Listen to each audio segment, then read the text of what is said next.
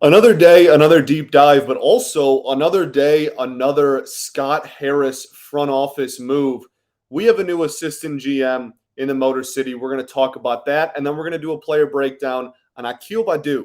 Struggled this year. A lot of people still have high hopes for coming off of a fantastic Rule 5 draft season.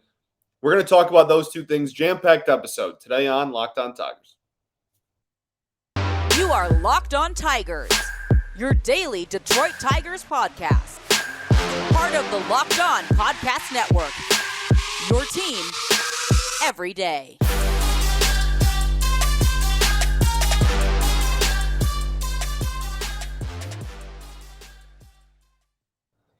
What is up, everybody? Welcome back to another edition of Locked On Tigers. I'm, of course, your host, Scott Bentley. Today is Wednesday, October 26th, 2022. Thank you for making Locked On Tigers your first listen every single day. We are free and available wherever you get your podcasts, including YouTube. Okay, we got a big day. Big day on Tuesday. I'm recording this in the middle of the afternoon Tuesday. I will throw that warning out there yet again. Thankfully, Scott Harris has been really nice to me so far in the sense that a lot of these moves are happening in the late morning or early afternoon, well before I record my shows for the day in the off season, right? So thankfully, I haven't got burned yet. I haven't been burned in the sense of him making a move after I record, but I know it's going to happen at some point this off season, and I'm trying to just hold out hope and make it last as long as possible that it's not anytime soon. But we do have another pretty big, pretty substantial addition to this front office. I'm so excited. I'm so excited. Rob Metzler is your new assistant GM and vice president for your Detroit Tigers. Metzler was the senior director of amateur scouting with the Rays and has been with the Rays for a long time, for a year. I want to say it was it 15 years with the Rays alone? 14 years with the Rays alone? It's a long time. Okay. And lately, and he hasn't been the director of amateur scouting that entire time, but I think with the organization, he's been there for a while.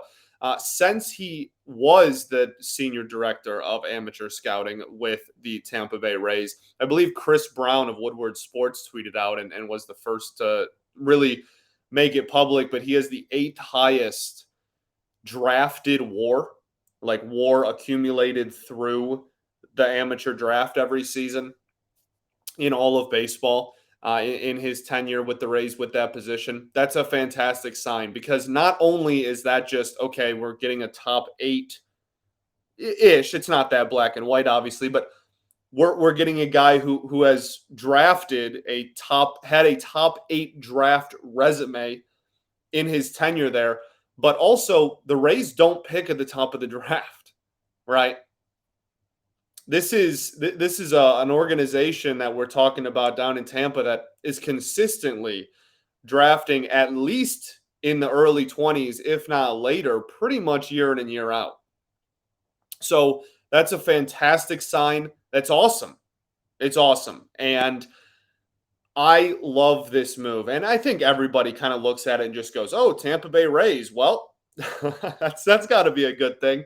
And while I don't want to just be that simple about it and be that plain about it, there is something to be said for that. That's a elite front office they have down there. If you get anybody from the Dodgers or from the Rays front office, you're sitting pretty most of the time. But that's a guy with a prominent role in the Rays front office. That's not just, an assistant director of something down low and is getting a promotion and we're taking a shot on him. No, this is a dude that's had a prominent position in the Rays front office. And obviously we did the same thing to him that we did with Scott Harris and the Giants, right? Technically, this is a promotion for him. Assistant GM, that's a promotion.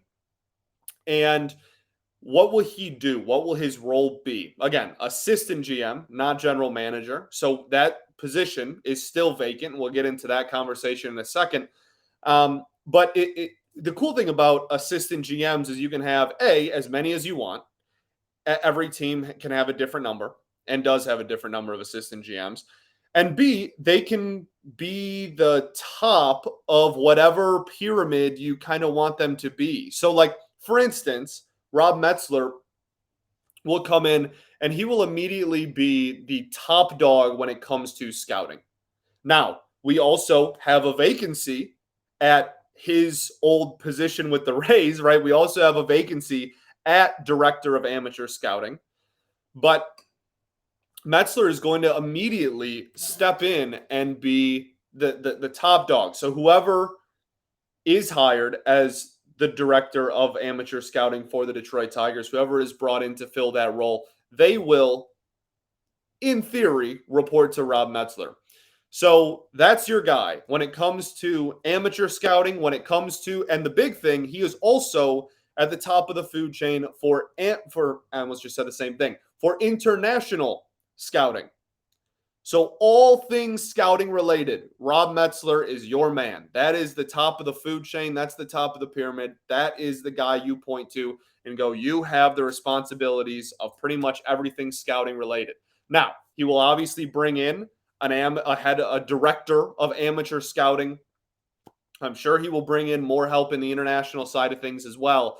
But this is a dude with a great track record, a great resume, and has been at close to the forefront of scouting for one of the most advanced front offices in the sport. Hard to see a downside with this one as well. We're having a lot of fun. We're really excited.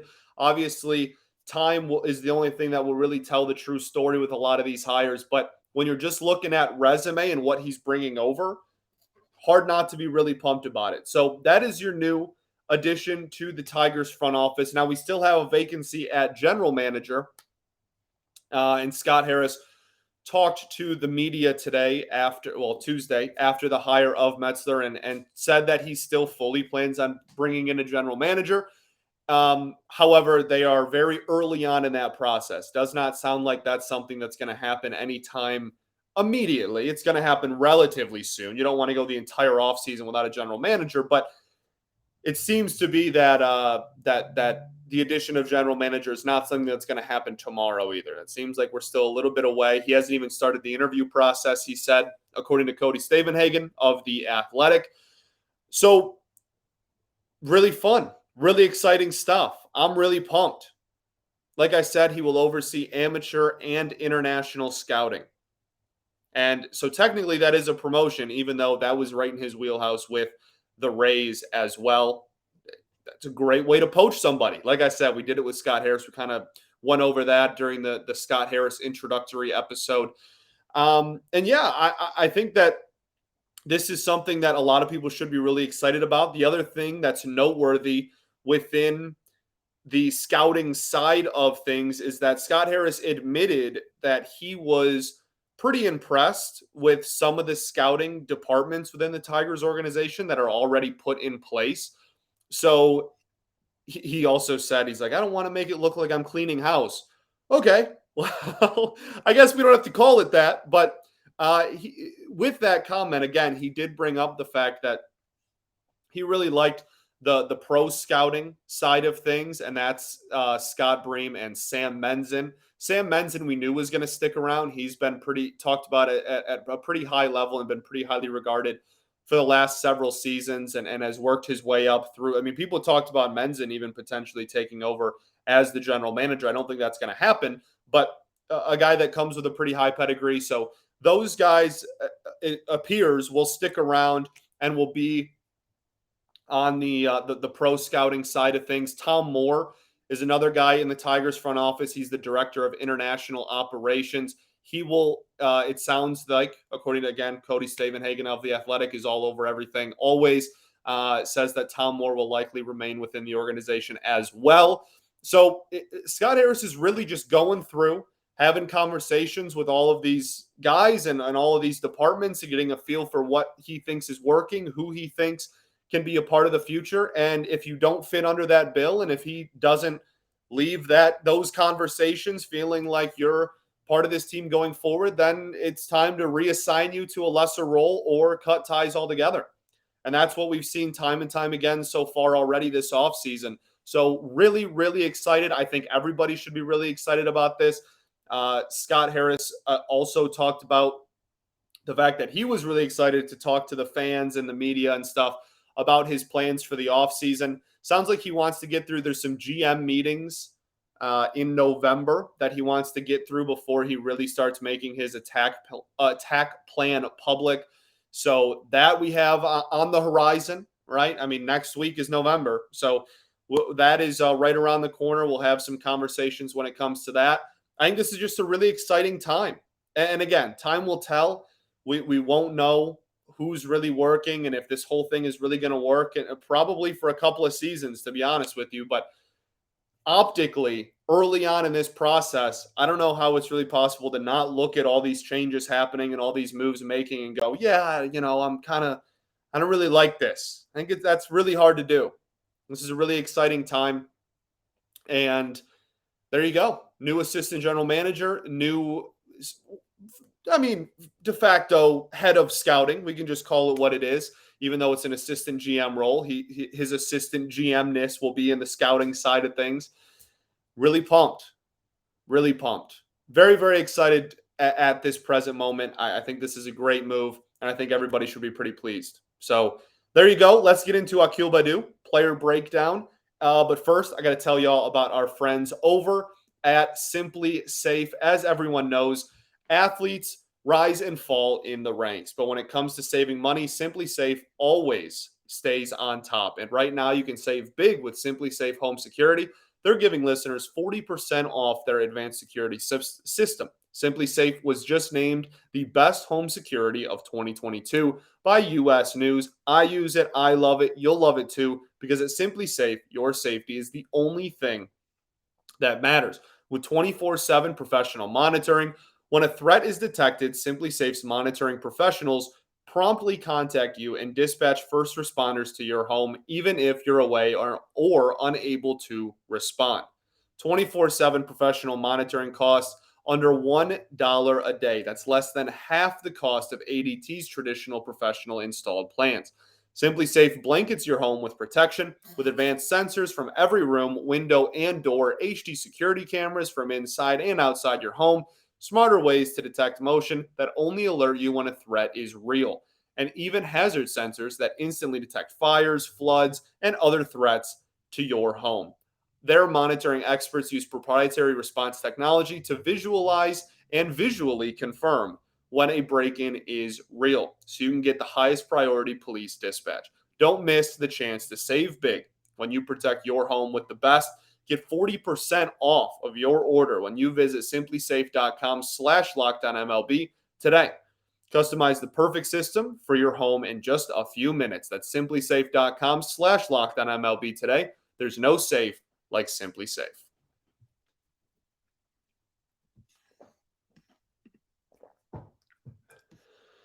All right, everybody. Welcome back here. Segment 2 of the Locked On Tigers podcast. Thank you all. Appreciate each and every one of y'all for tuning in every day.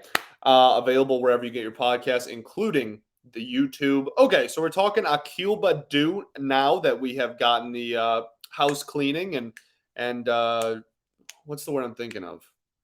I guess just news and notes. I guess that's the phrase I was thinking of from the Detroit Tigers organization with their front office changes. So let's get into Akil Baddoo, his player breakdown. Obviously, a really rough year for Baddoo. 2021, the hype could not have been higher.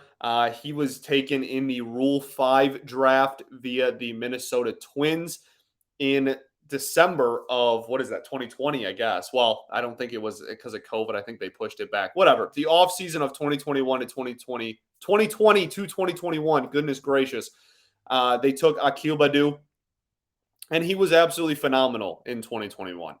Started off really hot, then cooled down a little bit in May, and then made a ton of adjustments, and the remainder of the season was phenomenal. And I cannot say enough good things about his 2021 season. I mean, truly, this is a guy that went out there and had a really solid walk rate, was hitting the ball pretty hard at times, what had the clutch factor going for him, was a solid enough defender. I'm not going to say he was like a plus defender, but he was good enough. And really, just for a dude that had never played minor league ball at even AA or higher when he was taken in the Rule 5 draft to come in and put up a 2-win season in 2021. He had a 1.9 F-WAR. Unbelievable stuff. 436 slugging percentage, 330 on base percentage, a walk rate of just a hair under 10%, strikeout rate of 26.5, a little bit high, ISO of 177, really solid, 13 homers. He was 18 stolen bases. Like, he was just the man. He was fantastic. Really good base running numbers as well, even outside of stolen bases. He was unreal.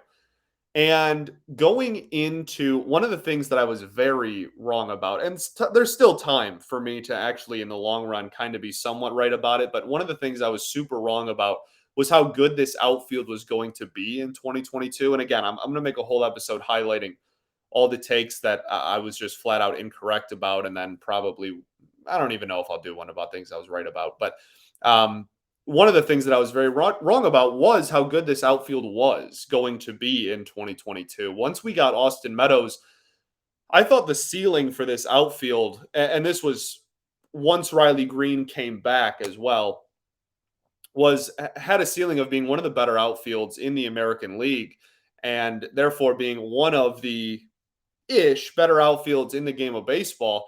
And I also was speaking more long-term just because Badoo, Green, and Meadows all have a lot of years of control left. So I didn't necessarily mean, in June of 2022 they would be, and that's how some people took it and whatever, and that's fine. But I still, objectively, that didn't happen this year, right? Akil Baddoo really struggled. We know what happened with Austin Meadows, and Riley Green, while he was one of our better hitters, that's really not saying much. He still wasn't absolutely, jaw-dropping fantastic either. And we'll talk about him in the player breakdown too. But Baddoo just never found his footing this season. And there's a couple of good things that I still think you can take out of this, and a couple of adjustments that I think he can make to get back to at least some semblance of what he was before, and hopefully just take another step forward. The plan is still for him. I think it would still be great if he could build off of 2021 and get even better than a 2-win player. But this season with a negative 0.2 F-WAR, just negative pretty much across the board in every category. A 204 batting average, a 289 on base percentage, paired with a 269 slugging percentage. And that's where a lot of it really comes crumbling down. Had some injury problems early in the season too. Maybe that has something to do with it. But this is a guy that got healthy, demoted, right? Like was completely healthy and got demoted down to AAA. And then hit pretty well for a little bit there in AAA, got called back up. Maybe for the first week, I want to say, after got called back up, people were like, oh, Baddoo looks a little bit better. And then just kind of right back to the well of the first half of the season. Just never found his footing. 3 total home runs, 7 stolen bases. Now, the one thing that I think is still important he had 9 stolen bases and 2 home runs. Sorry, I was reading his AAA numbers. The one thing that I think is important to highlight is that the walk rate was still solid. And that is the biggest thing I took from 2021. My favorite thing about Akil Baddoo was that as a young dude, as a young player who had never played even, again, double or triple A baseball at the time of us taking him, he walked at a pretty respectable rate. Like I said, just under a 10% walk rate in 2021. And this season, in 73 games, had a 10.7% walk rate still. If you're a daily listener, first off, thank you. But second off, you understand that is like double, even triple some of the dudes that got a lot of playing time on this team. There's a lot of players that had walk rates of 3, 3.5, 4, 5, 5, 3. We did not walk as a team. It was dreadful. And you need that to be somewhat respectable at the plate. And so the strikeout rate was high, 28.4%, really high. He had no power. We'll get into that a little bit after our second ad break here. But the one redeeming quality that he still maintained this season was that he still walked at a pretty darn respectable clip. And I'm hoping that that can translate into still putting up a respectable season going forward and kind of getting back on the horse. I hope that that's something that we can look at and go, okay, it's not like he was chasing everything and whatnot. It just, again, with a lot of these dudes, same problem, just couldn't hit the ball in the strike zone for some reason.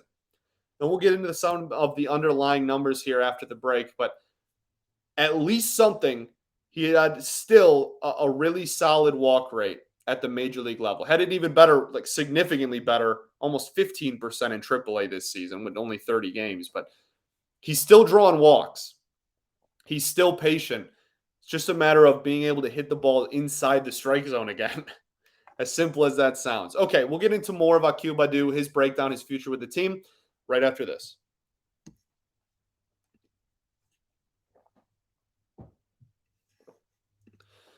What is up, everybody? Third and final segment here, Locked on Tigers. So we're talking Akil Baddoo. Solid walk numbers still. Unfortunately, that's kind of where the conversation ends with his sprint speed. Like, the dude has wheels. That's something that has always been a thing. It's low levels of the minors last year, this year. Really good sprint speed. Outs above average. He's pretty middle of the pack. He was a pretty almost net zero defender, kind of all around, depending on which outfield position he played, which is fine. If you're hitting well, I'm okay with, putting a dude that's really fast, has the athleticism to be able to cover a lot of ground, and can hopefully continue taking steps forward as a defender. But offensively, as we've already said, just really a dreadful season. Now, some of the underlying numbers here are weird to me. And first and foremost, just the inability to hit a curveball this season. I don't know what happened, but last year he crushed curveballs specifically. He crushed. Okay.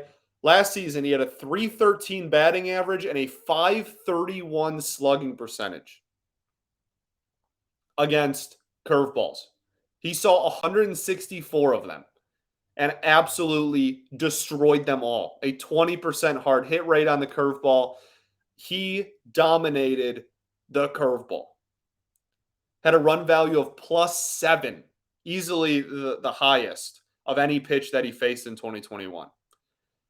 This year it was 0, and that was still the best of any pitch. All negatives for every other pitch. Four-seam fastballs. That's where a lot of this conversation starts and ends.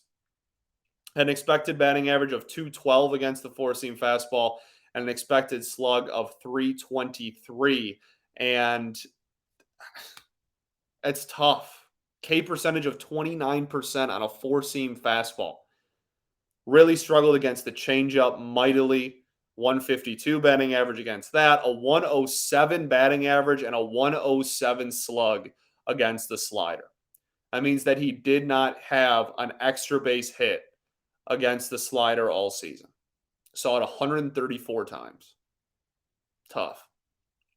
Really tough. So obviously the biggest thing is just getting back to, all the pitches are not good. So I guess the biggest thing, hit all pitches better. I guess that's not really great analysis, but I'm just trying to highlight, last season, this was a guy who was a plus hitter against the sinker, a massive plus against the curveball, as we said, a massive plus against the splitter, was net 0 against the changeup, was a +1 against the slider.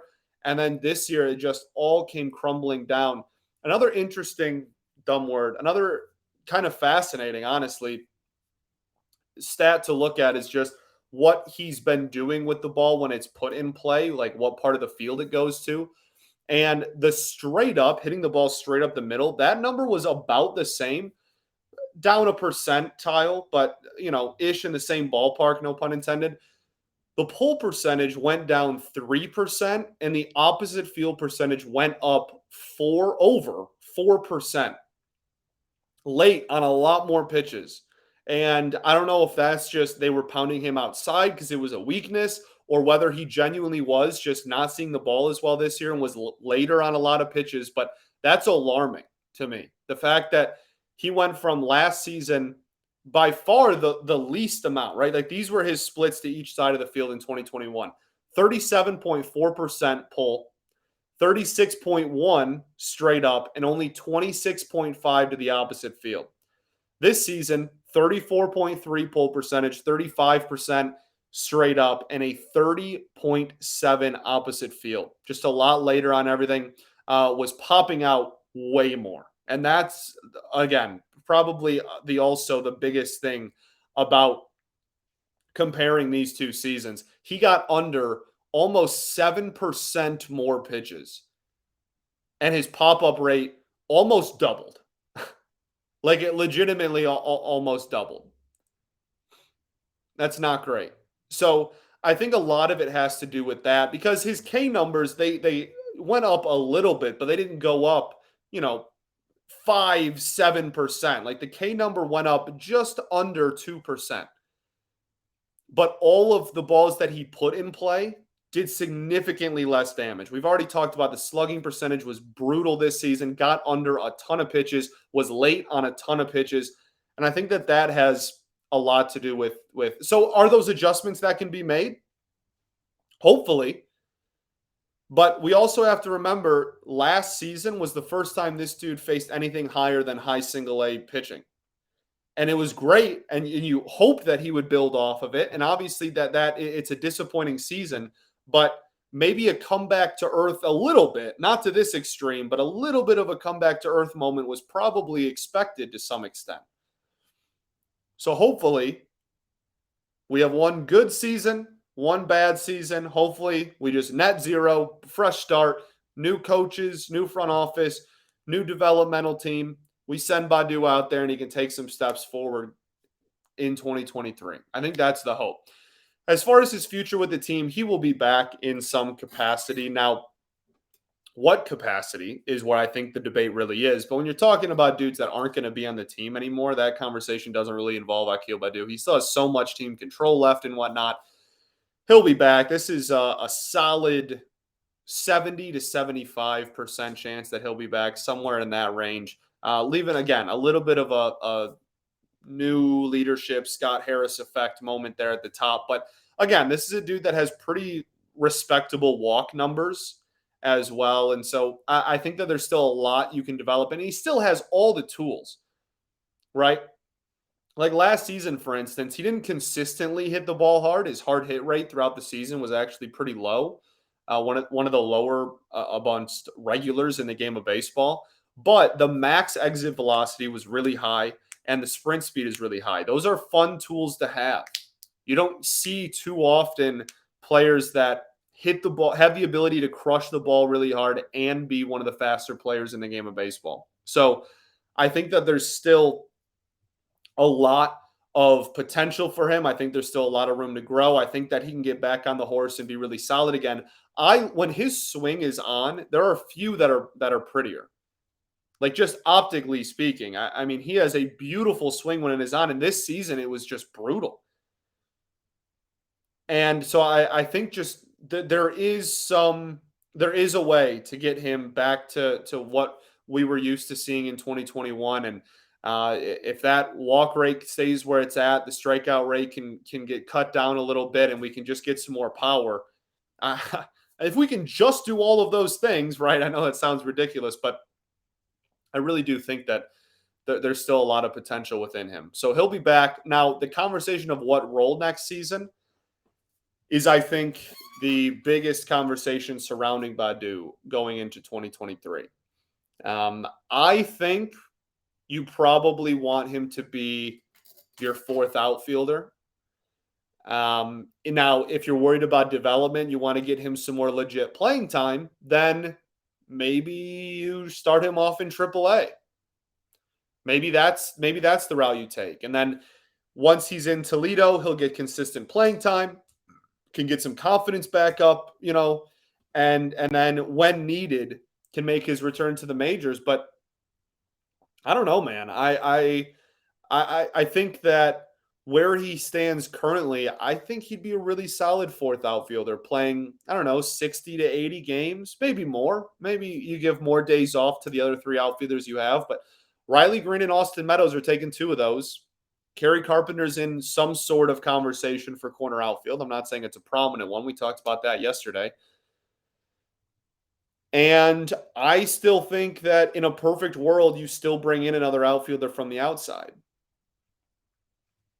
I don't know. I think he's right on the cusp there of legitimate, like everyday, middle of the lineup, like one of the best players you have in Toledo, or fourth outfielder, and you find a way to get your outfielder somewhat consistent playing time. I think that's where a lot of people stand with Badoo, and I think that's where the organization stands with Badoo. But he will be back. And I still think there's a lot to be excited about with him. Just everything that could have gone wrong this season for the Detroit Tigers did. And he was part of that group, unfortunately. I think that's all I got. Thanks for making Locked On Tigers your first listen every single day. Check out the Locked On Sports Today podcast for your second listen. The biggest stories of the day, plus instant reactions, big game recaps, and the take of the day. It's available on the Odyssey app, YouTube, and wherever you get your podcasts, just like us. I think that's all I got. Really exciting times. Really exciting times. Bringing in some very smart people, some very highly regarded people to lead this team in the future, and I'm really pumped about it. You should be pumped too. And the outfield is a huge question mark for this team going forward. I'm really pumped to listen to what Scott Harris has to say about the direction and kind of the areas of focus. Very excited. Very excited. Exciting times. After a not very exciting season, some exciting times right now. We'll take it. Peace and love. Going to therapy's dope, and I will catch y'all tomorrow. Go Tigers, baby.